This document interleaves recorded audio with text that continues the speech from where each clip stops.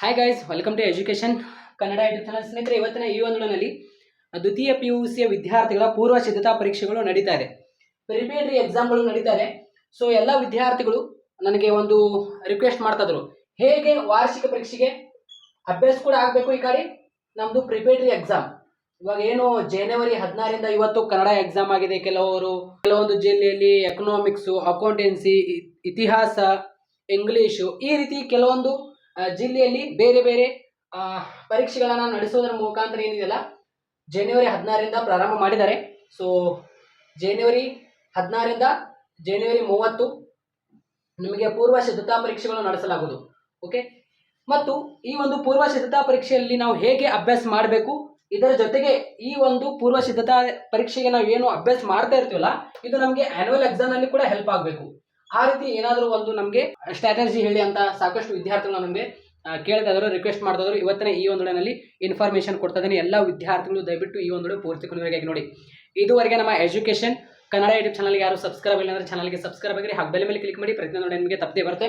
ನಿಮ್ಗೆಲ್ಲರೂ ಗೊತ್ತಾ, ಹಂಗೆ second PUC 2023 ನಲ್ಲಿ ನಾನು ಇದೇ ರೀತಿ ಎಲ್ಲ ವಿದ್ಯಾರ್ಥಿಗಳಿಗೆ ಗೈಡ್ಲೈನ್ಸ್ ಕೊಟ್ಟಿದ್ದೆ. ಇದೇ ರೀತಿ ಓದ್ರಿ, ಓಕೆ, ಇದೇ ರೀತಿ ಮಾಡ್ರಿ, ಇವೇ ಕ್ವಶನ್ಸ್ಗಳು ಓದ್ಕೊಳ್ರಿ, ಈ ರೀತಿ ಮಾಡಬಾರ್ದು, ಓಕೆ, ಈ ರೀತಿ ನೀವು ಮಿಸ್ಟೇಕ್ ಮಾಡಬಾರ್ದು, ಈ ರೀತಿ ಓದಬೇಕು ಎಲ್ಲ ಏನಿದಿಲ್ಲ 2023 ಎಲ್ಲ ವಿದ್ಯಾರ್ಥಿಗಳಿಗೆ ಹೇಳಿದ್ದೆ. ಅವರು ಕೂಡ ಅದೇ ರೀತಿ ಫಾಲೋ ಮಾಡ್ಕೊಂಡು ಏನಿದಿಲ್ಲ ಸ್ನೇಹಿತರೆ, ಓಕೆ, 90 ರಿಸಲ್ಟ್ ಮಾಡ್ಕೊಂಡಿದ್ದಾರೆ ಮತ್ತು 95 ಎಲ್ಲರೂ 95 ರಿಸಲ್ಟ್ ಆರಾಮಾಗಿ ಮಾಡ್ಕೊಂಡಿದ್ದಾರೆ ಕೆಲವೊಂದು ಎಲ್ಲ ವಿದ್ಯಾರ್ಥಿಗಳು. ಓಕೆ, 80 ಅಂತೂ ಎಲ್ಲ ವಿದ್ಯಾರ್ಥಿಗಳು ಮಾಡ್ಕೊಂಡಿದ್ದಾರೆ ನಮ್ಮ ಎಜುಕೇಷನ್ ಕನ್ನಡ ಯೂಟ್ಯೂಬ್ ಚಾನಲ್ನಿಂದ. ಮತ್ತು ಅದೇ ರೀತಿ 70% ಅಂತೂ ಕಾಮನ್ ಇದು. ಓಕೆ, ಇಷ್ಟು ಫಲಿತಾಂಶ ಆರಾಮಾಗಿ ಮಾಡ್ಕೊಂಡಿದ್ದಾರೆ. ನೀವು ಕೂಡ ಏನಿದಿಲ್ಲ ಈ 80 ಮಾರ್ಕ್ಸ್ ಆರಾಮಾಗಿ ಪಡೆದುಕೊಳ್ಳಬೇಕು. ಓಕೆ, ಅದೊಂದು ನೆನಪಿಟ್ಕೊಳ್ಳಿ, 80 ಮಾರ್ಕ್ಸ್ ಆರಾಮಾಗಿ ಪಡೆದುಕೊಳ್ಳಬೇಕು. ಯಾಕೆಂದ್ರೆ ಇವಾಗ ನಿಮಗೆ ಕನ್ನಡ ಮತ್ತು ಇಂಗ್ಲಿಷ್ ಈ ಎರಡು ಲ್ಯಾಂಗ್ವೇಜ್ ವಿಷಯಗಳು ಇರ್ತಾವಲ್ಲ, ಹಿಂದಿ ಆಗಿರ್ಬೋದು. ಓಕೆ, ಈ ಲ್ಯಾಂಗ್ವೇಜ್ ವಿಷಯಗಳಲ್ಲಿ ನಿಮಗೆ ಎಷ್ಟು 10 MCQ ಕ್ವಶನ್ಸ್ ಇರುತ್ತೆ ಮತ್ತು 5 ಮ್ಯಾಥ್ ದ ಫಾಲೋಯಿಂಗ್ ಕ್ವಶನ್ಸ್ ಆಗಿರ್ಬೋದು ಮತ್ತು ಅದೇ ರೀತಿ ಒನ್ ವರ್ಡ್ ಕ್ವಶನ್ಸ್ಗಳು ಮತ್ತು ಅದೇ ರೀತಿ ಟೋಟಲ್ ಆಗಿ ನಿಮಗೆ 20 ಮಾರ್ಕ್ಸ್ ಏನಿದಿಲ್ಲ ಒಂದು ಅಂಕದ ಪ್ರಶ್ನೆಯಲ್ಲಿ ಬರುತ್ತೆ. ಇವಾಗ ಇಲ್ಲಿ ಅದರ್ ಸಬ್ಜೆಕ್ಟ್ ಅಂದ್ರೆ ಮೇಜರ್ ಸಬ್ಜೆಕ್ಟ್ ಇರುತ್ತಲ್ಲ, ಓಕೆ, ಮೇಜರ್ ಸಬ್ಜೆಕ್ಟ್ಗಳಲ್ಲಿ ಇವಾಗ ಎಕನಾಮಿಕ್ಸ್ ಆಗಿರ್ಬೋದು, ಅಕೌಂಟೆನ್ಸಿ ಆಗಿರ್ಬೋದು, ಪೊಲಿಟಿಕಲ್ ಸೈನ್ಸ್, ಸೊಸಾಲಜಿ ಮತ್ತು ಅದೇ ರೀತಿ ಎಜುಕೇಷನ್ ಸಬ್ಜೆಕ್ಟ್ ಆಗಿರ್ಬೋದು, ಜಿಯೋಗ್ರಫಿ ಆಗಿರ್ಬೋದು, ಇಂತಹ ಸಬ್ಜೆಕ್ಟ್ಗಳಲ್ಲಿ ಏನಿದಿಲ್ಲ 5 MCQ ಕ್ವಶನ್ಸ್ ಕೊಟ್ಟಿದ್ದಾರೆ ಸ್ನೇಹಿತರೆ. ಈಗ ಒಂದು ವಿಡಿಯೋನಲ್ಲಿ ನಾನು ಹಿಂದೆ ವಿಡಿಯೋನಲ್ಲಿ ಹೇಳಿದ್ದೆ 10 MCQ ಕ್ವಶನ್ಸ್ ಈ ಸಬ್ಜೆಕ್ಟ್ನಲ್ಲಿ ಕೊಡಲಾಗುವುದಂತ ಇಲ್ಲ. ಓಕೆ, ಒಂದು ಸಬ್ಜೆಕ್ಟ್ನಲ್ಲಿ ಏನಿದಿಲ್ಲ ನಿಮಗೆ ಓಕೆ 5 MCQ ಕ್ವಶನ್ಸ್ ಕೊಡಲಾಗುವುದು. ಒನ್ಲಿ ಏನಿದಿಲ್ಲ ಕನ್ನಡ ಮತ್ತು ಅಂದರೆ ಲ್ಯಾಂಗ್ವೇಜ್ ವಿಷಯಗಳಲ್ಲಿ ಅಷ್ಟೇ ನಿಮ್ಗೆ ಏನಿದಿಲ್ಲ MCQ ಕ್ವಶನ್ಸ್ 10 ಕೊಡ್ತಾರಂತ ಕರ್ನಾಟಕ ಶಾಲಾ ಪರೀಕ್ಷೆ ಮತ್ತು ಮೌಲ್ಯ ನಿರ್ಣಯ ಮಂಡಳಿ ಅವರು ನಿಮಗೆ ಮಾಡಲ್ ಕ್ವಶನ್ ಪೇಪರ್ನಲ್ಲಿ ಏನು ಪ್ರಕಟಣೆ ಮಾಡಿದ್ದಾರೆ ನೋಡಿ, ಅದರಂತೆ ನಿಮಗೆ ಪ್ಯಾಟರ್ನ್ ಇರುತ್ತೆ. ಓಕೆ, ಈಚ್ ಸಬ್ಜೆಕ್ಟ್ನಲ್ಲಿ ನಿಮಗೆ ಇನ್ನು ಉಳಿದಿರುವಂತಹ ಮೇಜರ್ ಸಬ್ಜೆಕ್ಟ್ನಲ್ಲಿ ನಿಮಗೆ 5 MCQ ಕ್ವಶನ್ಸ್ ಇರುತ್ತೆ.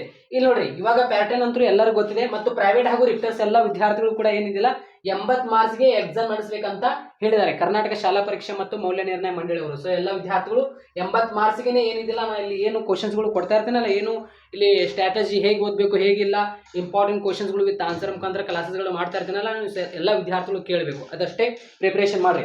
ಇವಾಗ ನೋಡಿ ಸ್ನೇಹಿತರೆ, ಈ ಒಂದು ಜನವರಿ 16ರಿಂದ ಜನವರಿ 30 ಇವಾಗ ನಿಮ್ಮ ಪ್ರಿಪೇರ್ಡ್ ಎಕ್ಸಾಮ್ಗಳು ನಡೀತಾ ಇದೆ.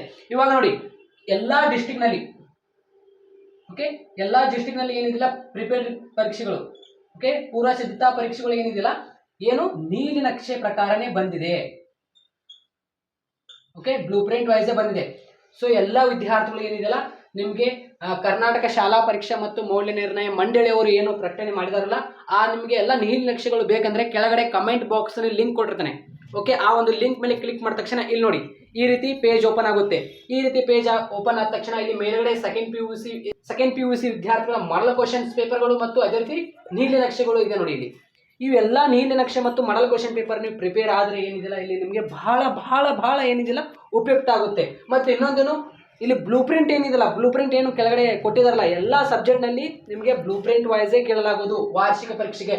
ಇವನ್ ನಿಮ್ಮ ಪ್ರಿಪೇರ್ಡ್ ಎಕ್ಸಾಮ್ನಲ್ಲಿ ಕೂಡ ಇವಾಗ ನೀವು ಏನು ಪ್ರಿಪೇರ್ಡ್ ಎಕ್ಸಾಮ್ನಲ್ಲಿ ಏನು ಅಭ್ಯಾಸ ಮಾಡ್ತಾ ಇರ್ತಿಲ್ಲ ಅಂದರೆ ಪ್ರತಿಯೊಂದು ವಿಷಯಗಳಲ್ಲಿ ನೀವು ಬ್ಲೂ ಪ್ರಿಂಟ್ ಪ್ರಕಾರ ಅಭ್ಯಾಸ ಮಾಡಿದರೆ ನಿಮ್ಮ ಆನ್ಯುವಲ್ ಎಕ್ಸಾಮ್ಗೂ ಕೂಡ ನಿಮಗೆ ಹೆಲ್ಪ್ ಆಗುತ್ತೆ ಮತ್ತು ನಿಮ್ಮ ಪ್ರಿಪೇರ್ಡ್ ಎಕ್ಸಾಮ್ ಕೂಡ ಹೆಲ್ಪ್ ಆಗುತ್ತೆ. ಇಲ್ಲಿ ನಿಮಗೆ ಹೆಚ್ಚಾಗಿ ಆನ್ಯುವಲ್ ಎಕ್ಸಾಮ್ಗೆ ಬಹಳ ಹೆಲ್ಪ್ ಆಗುತ್ತೆ. ಪ್ರಿಪೇರ್ಡ್ನಲ್ಲಿ ಒಂದು 2-3 ಕ್ವಶನ್ಸ್ ಬರಲಿಲ್ಲ ಅಂದ್ರೂ ಕೂಡ ಏನಿದಿಲ್ಲ ಆನ್ಯುವಲ್ ಎಕ್ಸಾಮ್ನಲ್ಲಿ ಡೆಫಿನೆಟ್ಲಿ ಏನಿದಿಲ್ಲ 100ಕ್ಕೆ 100% ಬ್ಲೂ ಪ್ರಿಂಟ್ ಪ್ರಕಾರನೇ ಬರುತ್ತೆ. ಎಲ್ಲ ಸಬ್ಜೆಕ್ಟ್ಗಳು ಹೇಳ್ತಾ ಇದ್ದಾನೆ. ಓಕೆ, ಸೊ ಎಲ್ಲ ವಿದ್ಯಾರ್ಥಿಗಳು ಏನು ಮಾಡಬೇಕು, ಎಲ್ಲ ಸಬ್ಜೆಕ್ಟ್ನಲ್ಲಿ ನಿಮಗೆ ಓಕೆ, ಇವಾಗ ಇಲ್ಲಿ ಮಾಡಲ್ ಕ್ವಶನ್ ಪೇಪರ್ ಮತ್ತು ನೀಲಿನಕ್ಷೆ ಅಂತ ನಾನು ಇವಾಗ ತೋರಿಸಿದ್ದೇನೆ, ಡೌನ್ಲೋಡ್ ಮಾಡ್ಕೋಬೇಕು. ಓಕೆ, ನೀಲಿನಕ್ಷೆಗಳು ಡೌನ್ಲೋಡ್ ಮಾಡ್ಕೋಬೇಕು ಪ್ರತಿಯೊಂದು ಸಬ್ಜೆಕ್ಟ್ ನೀಲಿನಕ್ಷೆ. ಓಕೆ, ಯಾವ ಚಾಪ್ಟರ್ನಲ್ಲಿ 5 ಮಾರ್ಕ್ಸ್ ಕ್ವಶನ್ಸ್ ಆಗಿರ್ಬೋದು, ಅಂದರೆ ಲಾಂಗ್ ಕ್ವಶನ್ಸ್ಗಳು ಏನೇನು ಕೇಳ್ತಾರಲ್ಲ ಅವು ಎಲ್ಲ ಅಭ್ಯಾಸ ಮಾಡಬೇಕು. ಒಂದು ಚಾಪ್ಟರ್ನಲ್ಲಿ ಇವಾಗ 5 ಮಾರ್ಕ್ಸ್ ಕೇಳಲಾಗೋದು ಮತ್ತು 10 ಮಾರ್ಕ್ಸ್ ಅಂತ ಕೇಳಲಾಗೋದು ಅಂತ ಹೇಳಿದಾರಲ್ಲ ಒಂದನೇ ಹಂತದಲ್ಲಿ. ಆ ಒಂದನೇ ಹಂತದಲ್ಲಿ 5 ಮಾರ್ಕ್ಸ್ ಕ್ವಶನ್ಸ್ ಯಾವುದು ಮತ್ತು 10 ಮಾರ್ಕ್ಸ್ ಕ್ವಶನ್ಸ್ ಯಾವುದು? ಓಕೆ, ಹಿಂದಿನ ವರ್ಷದ ವಾರ್ಷಿಕ ಪರೀಕ್ಷೆಯಲ್ಲಿ ಯಾವುದು ಒಂದು ಪ್ರಶ್ನೆ ಕೇಳಿದ್ದಾರೆ, ಇದೇ ಒಂದು ಅಧ್ಯಾಯದಲ್ಲಿ ಒಂದನೇ ಅಧ್ಯಾಯದಲ್ಲಿ 5 ಮಾರ್ಕ್ಸ್ ಕ್ವಶನ್ ಅಲ್ಲಿ ಯಾವ್ದು ಕೇಳಿದ್ದಾರೆ, 10 ಮಾರ್ಕ್ಸ್ ಕ್ವಶನ್ ಅಲ್ಲಿ ಅತಿ ಹೆಚ್ಚು ಯಾವ್ದು ಕೇಳಿದ್ದಾರೆ ಅದಷ್ಟು ನೋಡ್ಕೊಂಡ್ರೆ ಸಾಕು.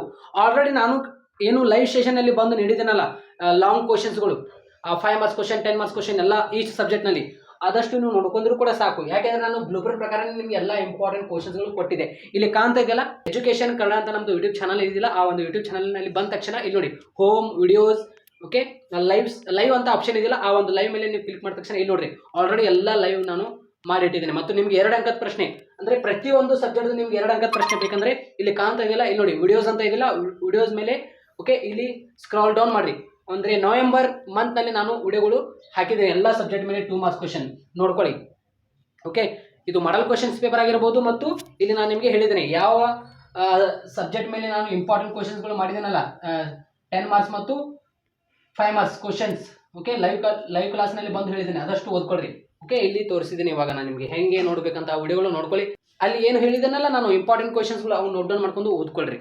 ಓಕೆ, ಇಷ್ಟು ಮಾಡ್ಕೊಳ್ಳಿ. ಇವಾಗ ನೋಡ್ರಿ ನಿಮ್ಮ ಕಾಲೇಜ್ನಲ್ಲಿ ಇವಾಗ ಏನು ಪ್ರಿಪೇರ್ಡ್ ಎಕ್ಸಾಮ್ಗಳು ನಡೆಸ್ತದಲ್ಲ, ಒಂದು ಬೇರೆ ಡಿಸ್ಟಿಕ್ದು ಮಿನಿಮಮ್ ಒಂದು 3 ಡಿಸ್ಟಿಕ್ ಏನಿದಿಲ್ಲ 3 ಜಿಲ್ಲೆದು ನೀವು ಮಾಡಲ್ ಕ್ವಶನ್ ಪೇಪರ್ ಕಲೆಕ್ಟ್ ಮಾಡ್ಕೊಳ್ಳಿ ಸ್ನೇಹಿತರೆ.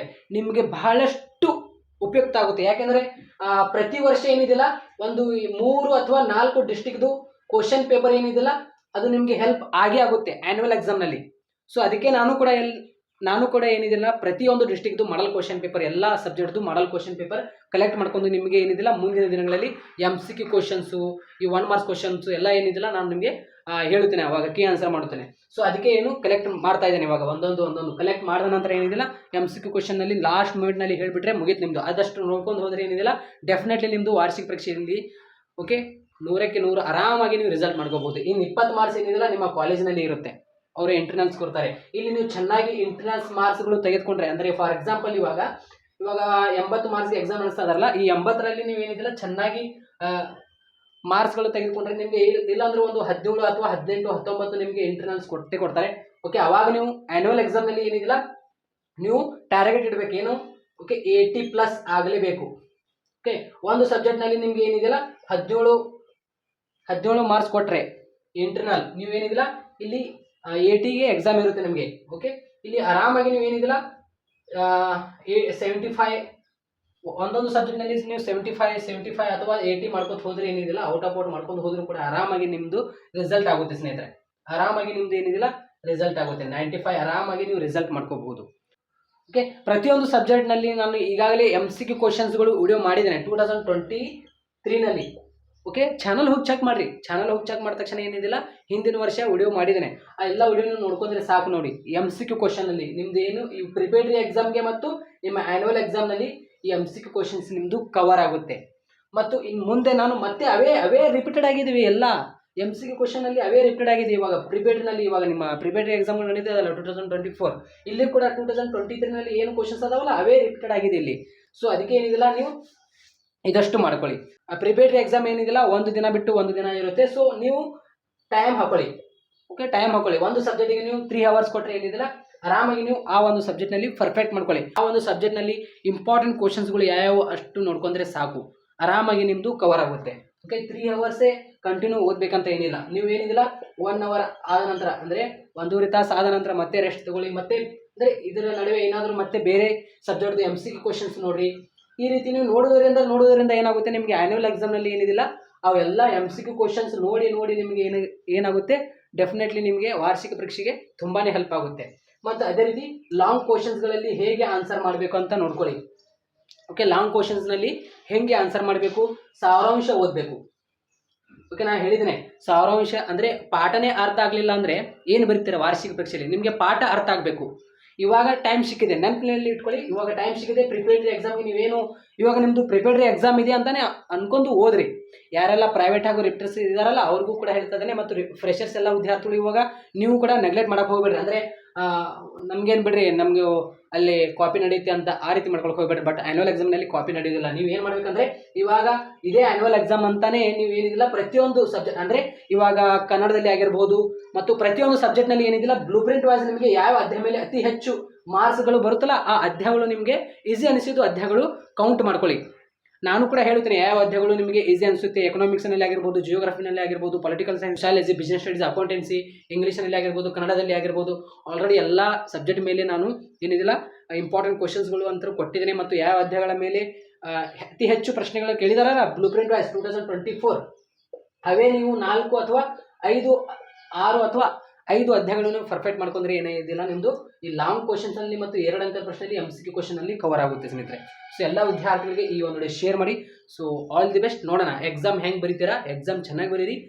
ಈ ಒಂದು ಪ್ರಿಪೇರ್ಡ್ರಿ ಎಕ್ಸಾಮ್ ಆದ ನಂತರ ಇವಾಗ ನಿಮ್ಮದು ಆ್ಯನ್ಯುವಲ್ ಎಕ್ಸಾಮ್ಗೆ ಓಕೆ ಸ್ಟಡಿ ಹೆಂಗೆ ಇರಬೇಕಂದ್ರೆ ಬಹಳ ಕಠಿಣ ಶ್ರಮಪಟ್ಟು ಓದ್ರಿ, ರಿಸಲ್ಟ್ ಖಂಡಿತವಾಗಿ ಬರುತ್ತೆ ನಿಮ್ಮದು. ನೀವು ಎಷ್ಟು ಶ್ರಮಪಟ್ಟು ಓದ್ತಿರಲ್ಲ ಡೆಫಿನೆಟ್ಲಿ ಅದರ ರಿಸಲ್ಟ್ ಬಂದೇ ಬರುತ್ತೆ ಆ್ಯನ್ಯುವಲ್ ಎಕ್ಸಾಮ್ನಲ್ಲಿ. ಸೊ ಇನ್ನು 2 ತಿಂಗಳಿದೆ, ಈ ಫೆಬ್ರವರಿ ಓಕೆ ಈ ಒಂದೇ ತಿಂಗಳಿದೆ ಇವಾಗ ಫೆಬ್ರವರಿ, ಈ ಜನವರಿ ಹೋಗ್ಬಿಡಿ. ಇವಾಗ ಜನವರಿ, ಫೆಬ್ರವರಿ 1 ಮಂತ್ ಇದೆ. 1 ಮಂತ್ನಲ್ಲಿ ಹೆಂಗೆ ಓದಬೇಕು ಇನ್ನೂ ಟೈಮ್ ಇದೆ ನಿಮಗೆ. ನಿಜ ಹೇಳ್ಬೇಕಂದ್ರೆ ಇನ್ನೂ ಟೈಮ್ ಇದೆ. ಇವಾಗ ಪ್ರಿಪೇರ್ಡ್ ಎಕ್ಸಾಮ್ಗಳು ನಡೀತಾ ಇದೆಯಲ್ಲ. ಸೊ ಎಲ್ಲ ವಿದ್ಯಾರ್ಥಿಗಳು ಏನು ಮಾಡಬೇಕು, ಕ್ವಶನ್ಸ್ಗಳು ಹೆಂಗೆ ಕೇಳ್ತಾ ಇದ್ದಾನೆ ಅವ್ನು ನೋಡ್ಕೋಬೇಕು. ಬ್ಲೂ ಪ್ರಿಂಟ್ ಪ್ರಕಾರ ಯಾವ ಅಧ್ಯಾಯಗಳಲ್ಲಿ ಅತಿ ಹೆಚ್ಚು ಪ್ರಶ್ನೆ ಕೇಳಿದ್ದಾನೆ ಆ ಅಧ್ಯಾಯಗಳನ್ನು ನೀವು ಟಿಕ್ ಮಾಡ್ಕೊಂಡು ಆ ಅಧ್ಯಾಯಗಳ ಸಾರಾಂಶ ಓದಬೇಕು, ಪ್ರಶ್ನೆಗಳನ್ನು ಪರ್ಫೆಕ್ಟ್ ಮಾಡ್ಕೋಬೇಕು. ಅಂದಾಗ ನಿಮ್ಮದು ರಿಸಲ್ಟ್ ಆಗುತ್ತೆ. ಈ ರೀತಿ ಸ್ಮಾರ್ಟಾಗಿ ಸ್ಟಡಿ ಮಾಡಿರಿ. ಸೊ ಎಲ್ಲ ವಿದ್ಯಾರ್ಥಿಗಳಿಗೆ ಈ ಒಂದು ಶೇರ್ ಮಾಡಿ. All the best.